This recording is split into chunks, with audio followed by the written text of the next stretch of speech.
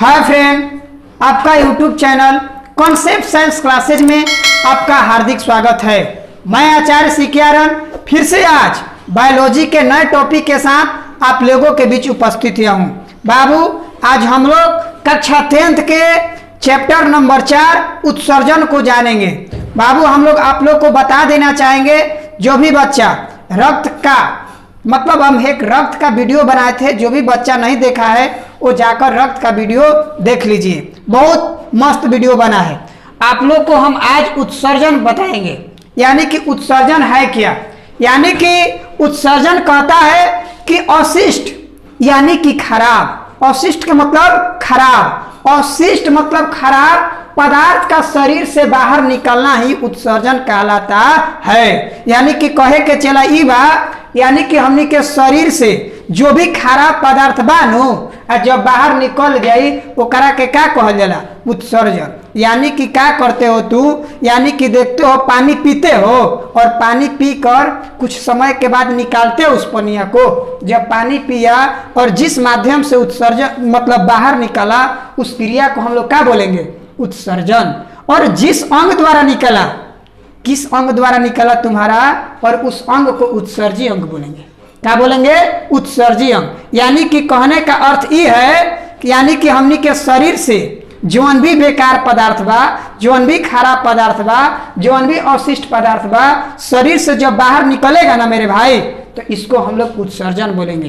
क्या बोलेंगे, उत्सर्जन। और जिस अंग द्वारा निकलेगा, जिस अंग द्वारा निकलेगा उसी को हम लोग क्या बोलेंगे, उत्सर्जी अंग बोलेंगे। अब आप लोग को हम बता देना चाहेंगे मेरे भाई कि हम लोग को उत्सर्जी अंग जो होता है मुख्य रूप से 5 होता है। यानी कि त्वचा होता है, फेफड़ा होता है, बड़ी आंत होता है, यकृत होता है और वृक्क होता है। ये पांचों उत्सर्जी अंग के द्वारा जो भी बेकार पदार्थ होता है हमारे शरीर से बाहर निकलता है। आप लोग इन पांचों के छोड़कर और कोई उत्सर्जी पदार्थ नहीं होता है। यानी कि हम आप लोग को बता देना चाहेंगे कि जो त्वचा होता है पसीना और सीवम नमक और नमक को निकालता है। पसीना यानी कि आप लोग गर्मी के दिनों में देखेंगे मेरे भाई, जब गर्मी लागेला तो का छूटेला, पसीना का छूटता है, पसीना। और सीवम जो होता है, कभी कभी आप लोग जगिएगा और कभी कभी आप लोग नाक पर जो कभी कभी देखिएगा कि थोड़ा सा मतलब पानी टाइप होगा, चिपचिपा द्रव, उसको हम लोग सीवन बोलते हैं। और नमक, सीवम के साथ ही नमक होता है। ना विश्वास होगा तो नकिया पर ऐसे करना और टप से चाटना, लागेगा कैसा, नमकीन। जब नमकीन लगेगा ना चेला तो जानना कि ये भी एक प्रकार का उत्सर्जी का है पदार्थ है। यानी कि सीवम जो होता है नमकीन द्रव होता है। कैसा होता है, नमकीन द्रव। उसके बाद आता है फेफड़ा, फेफड़ा लंग्स। यानी कि फेफड़ा का काम है CO2 को बाहर निकालना। यानी कि हम लोग देखिए ऐसे करते हैं, यानी कि जब ऑक्सीजन लेते हैं, ऑक्सीजन को ग्रहण करते हैं और कार्बन डाइऑक्साइड को क्या करते हैं, बाहर निकालते हैं। किसके द्वारा बाहर निकालते हैं, CO2 द्वारा, यानी कि नहीं, फेफड़ा द्वारा।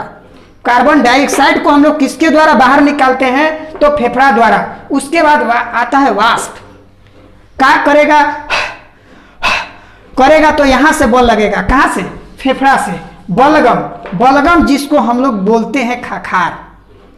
अगर आप लोग को कभी कभी सर्दी हो जाए, सर्दी या जौना के कहल जाला सर्दी एगो होला भाई, सर्दी के बाद हाँ, सर्दी जब होगा, सर्दी होगा तो देखा होगा कि कभी कभी क्या हो जाता, हम लोग को ज़्यादा खखार आता है। तो जब बाबू बोल लगाएगा, मारेगा यहाँ से, यानी कि आप लोग फेफड़ा से आप लोग को जोड़ लगाइएगा, बल लगाइएगा तो आपका बलगम निकलेगा। बलगम को हम लोग बोलते हैं भोजपुरिया में का खखार। वाष्प आप लोग जानिए गए, CO2 जानिए गए, कार्बन डाइऑक्साइड। उसके बाद आता है आपका बड़ी आंत। बड़ी आंत जब हम आप लोग को पढ़ाए थे, यानी कि पाचन तंत्र जब हम आप लोग को पढ़ा रहे थे बाबू, तो उस समय हम आप लोग को बताए थे कि बड़ी आंत क्या है। यानी कि छोटी आंत का अगला भाग होता है बड़ी आंत। छोटी आंत में जो भी पचा हुआ भोजन होता है, वो जितना भी मतलब अच्छा पदार्थ होता है छोटी आंत में अवशोषित हो जाता है और जो भी बेकार पदार्थ होता है, जो भी अपचा भोजन होता है, हमारे बड़ी आंत में आता है। किसमें आता है? बड़ी आंत में। और अपचा भोजन को आप लोग को ध्यान में रखना है, इसको हम लोग काइल बोलते हैं। क्या बोलते हैं चेला?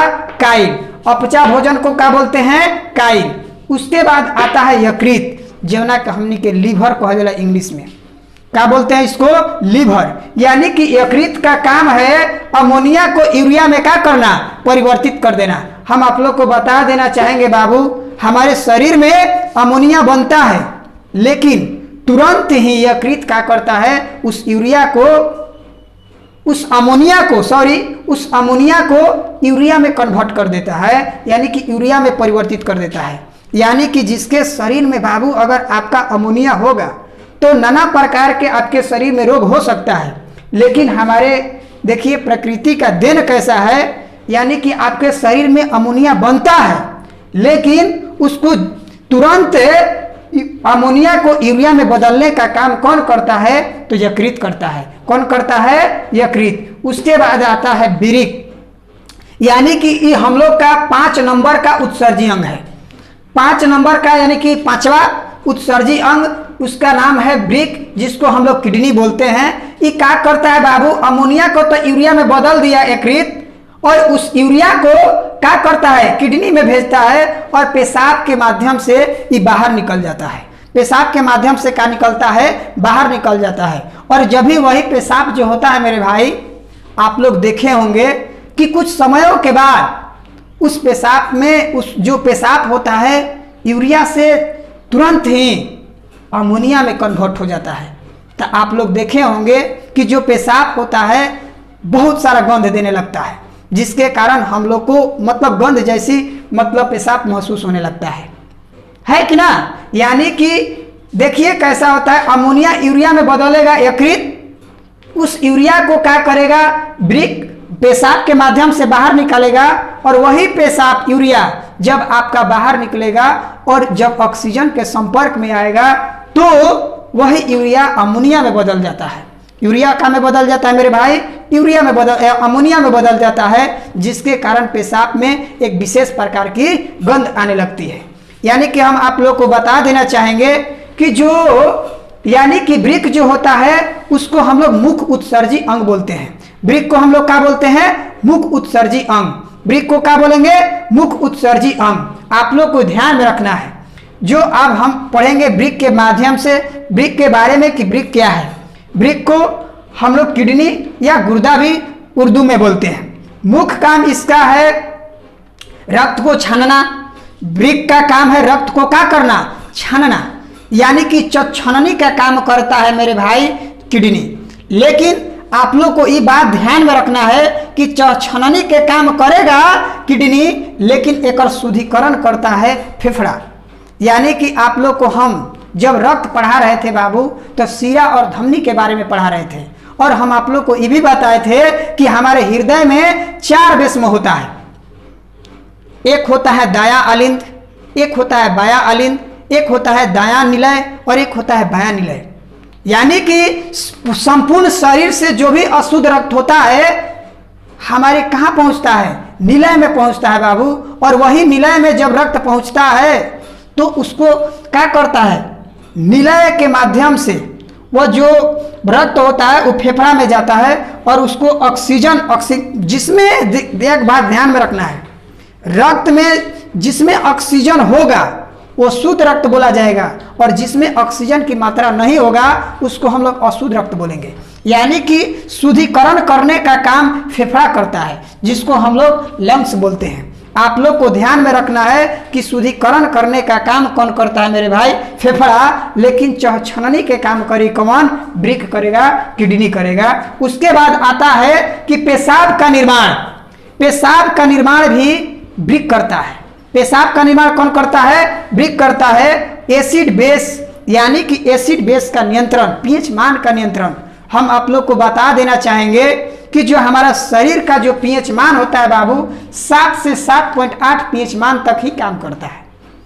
हमारा जो शरीर का पीएच मान है 7 से 7.8 पीएच मान तक काम करता है, और इस पीएच मान का नियंत्रण करने का काम वृक्क का है। अगर बाबू अगर आपका शरीर से 7 से 7.8 से थोड़ा सा नीचे या ऊपर जाता है तो आपको बुखार जैसा महसूस होने लगेगा। आप लोग को ध्यान में रखना होगा कि हम लोग का शरीर का जो पीएच मान होता है 7 से 7.8 पीएच मान तक ही क्या करता है, काम करता है। उसके बाद आता है जहर को निष्क्रिय। क्या करता है, जहर को निष्क्रिय, यानी कि जहर को निष्क्रिय करने का काम कौन करता है, वृक्क करता है, किडनी। हम आप लोग को बता देना चाहेंगे कि जो भी व्यक्ति जहर को खाता है, कोई व्यक्ति क्या करता है, चलो चलो इसका किडनी से पता चलेगा कि जहर खैले है क्या कही है। अरे बकलोलवा, किडनी से नहीं पता चलेगा बल्कि उसको लीवर से पता करेगा। किडनी का तो क्या करेगा, उस जहर को थोड़ा सा निष्क्रिय कर देता है, उसकी मतलब क्षमता को घटाता है। दारू कोई पीता है तो दारू बाबू किडनी पर नहीं असर करता है, वो असर करता है आपका यकृत पर, लीवर पर। आप लोग देखे होंगे, मतलब अनेक बुकों में दिया है, जो व्यक्ति दारू का सेवन करता है, जो एल्कोहल का सेवन करता है, उसका एक रोग होता है जिसको हम लोग बोलते हैं सिरोसिस।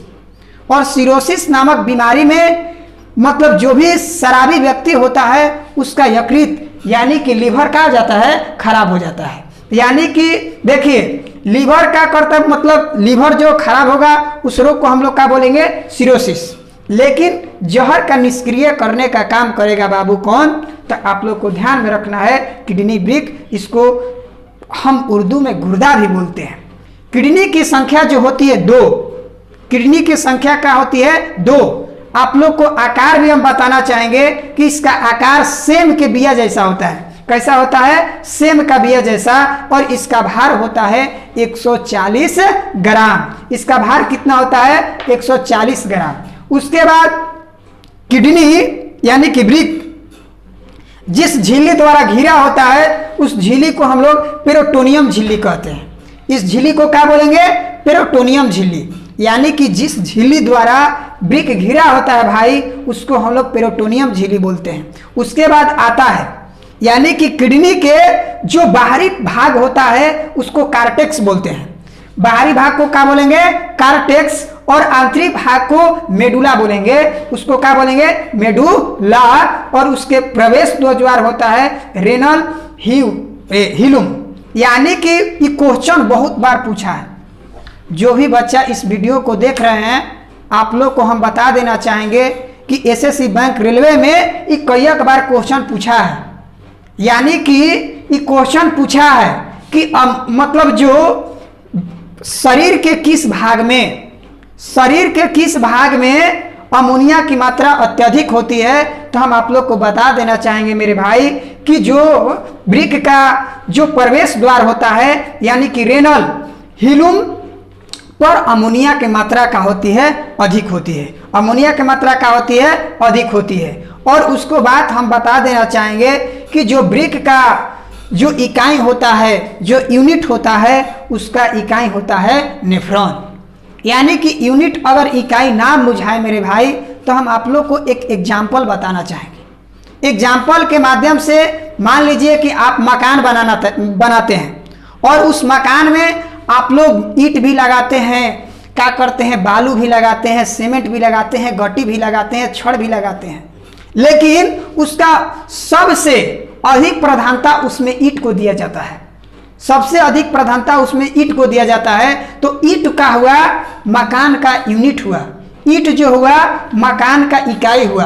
अगर आप लोग जब सेल चैप्टर पढ़े होंगे कोशिका, तो उसमें हम आप लोग को बताए हैं कि जो हमारे शरीर का जो इकाई है, यूनिट है, वो क्या है, कोशिका है। यानी कि बहुत सारे कोशिकाओं से मिलकर हमारे शरीर का क्या हुआ है बाबू, निर्माण हुआ है। इसी के साथ आप लोग को हम कहना चाहेंगे कि जो भी मेरे भाई, जो भी मेरे दोस्त इस वीडियो को देख रहे हैं, अपने दोस्तों के पास भी शेयर कीजिए और थोड़ा सा चैनल को भी सब्सक्राइब कीजिए। इसी के साथ जय हिंद।